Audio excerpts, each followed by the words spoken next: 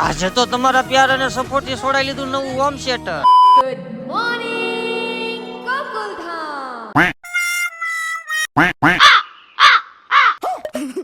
એ તો બધાને જય દ્વારકાધીશ અને જય શ્રી રામ. 115 દિવસ આગાની સાથે અને આજ તો સવારમાં મસ્ત તડકો નીકળ્યો. એ સીતારામ. અને આજ તો માણકીને 4 સવારીમાં હાકી.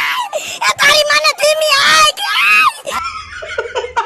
ગેરેજે આવીને વિશાલને દે દીધી સાવીને મેં એક બાજુ ખોલ્યું ને એક બાજુ વિશાલે કેબિન ખોલી. અને તમને હંધાઈને ખબર તો છે આપણી મજા બગડી ગઈ છે એટલે આવી જા હવારમાં દવાખાને આવીને હાકી લીધી એક 4 વ્હીલ. હવે માણસોનો રંગ બદલતા તેમ જોયા છે પણ મારી ગાડી બદલતા જોઈ છે. ઘડીક વારમાં આવી ગઈ ને એક્ટિવા.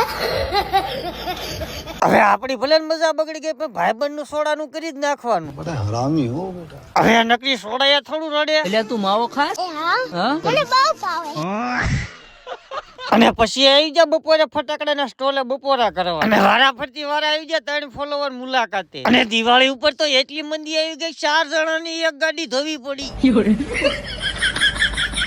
અને પછી આવતું હતું આપણી પાસે મહેન્દ્રાનું લાલ ટેક. પણ લાલ હોય કે પીળું હોય મારે તો આંકવાનો ભરભડિયો બહુ હોય. ये बड़ी अच्छी बात कही आप. એમ પણ નકરું હાંકે થોડા પૈસા દઈ દે ધોવી જો હે ને.